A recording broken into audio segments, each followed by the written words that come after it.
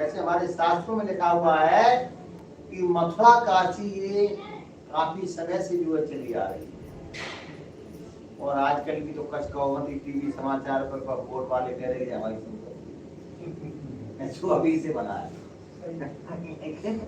जो हमारे जब स्कंद पुराण के रेवा खंड की जो कथा ये स्पष्ट दर्शा रही है, जब कथा में पहलाई जो कथा में आ रहा है, श्री सूत जी जो कहते हैं बोले, अब सूत जी बोले, उधर नारद जी ने कहा तो नारद जी सूत जी कह रहे कि ये भगवान नारद ने मुझसे कथा कही थी, नारद ने भगवान विष्णु से जो कथा सुनी थी वही कथा मुझसे नारद जी ने कही, वही कथा में अब तुमको सुना रहा।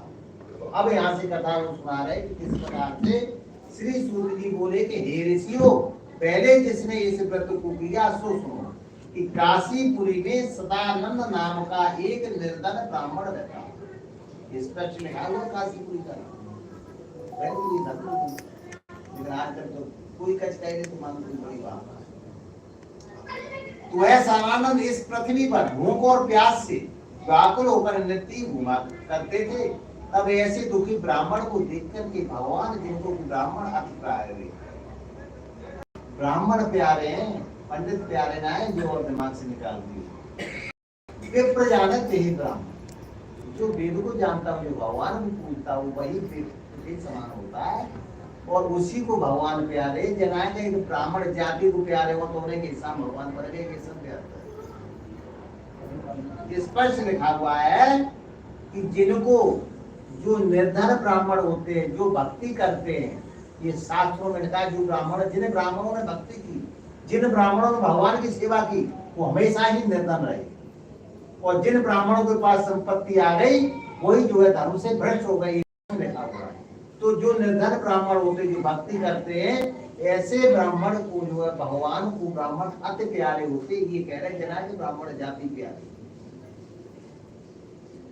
तो इसलिए जिनको ब्राह्मण अति प्यारे हैं, बेचारे निर्धन थे, तो उन्होंने क्या किया कि एक बूढ़े ब्राह्मण का भगवान रूप धारण कर उस सदानंद से ये विप्र, तुम इस पृथ्वी पर नित्य दुखी होकर के काहे को फिरते हो, उनके सुनने की इच्छा है।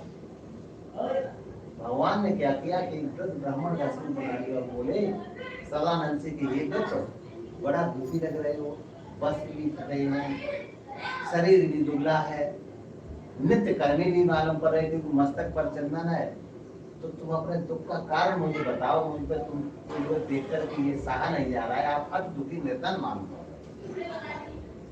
तो सदानंद क्या बोले कि उसकी सुनने की इच्छा अतः आप हमें बताएं। तब सदानंद बोले कि हे महाराज, हम जाति से कि हम जाति से ब्राह्मण है और अति दरिद्री है, भिक्षा के अर्थ से, भिक्षा के जो है ये नित्य ही इस पृथ्वी पर घूमते हैं कि तुलसी करता पर करो सुकर तर करो नकार, जा दिन कर तर कर करो सुता दिन मरण हमार।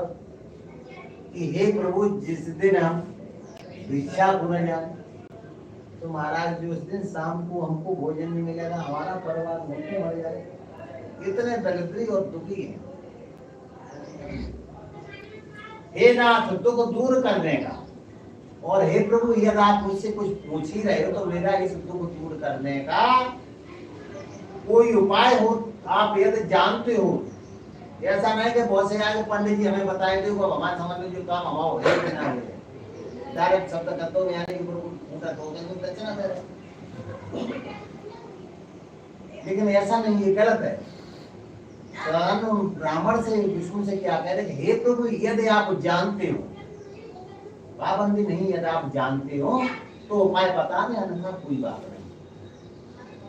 तो क्या हे नाथ, दुख दूर करने का उपाय यदि आप जानते हो तो कृपा करके मुझसे कहें।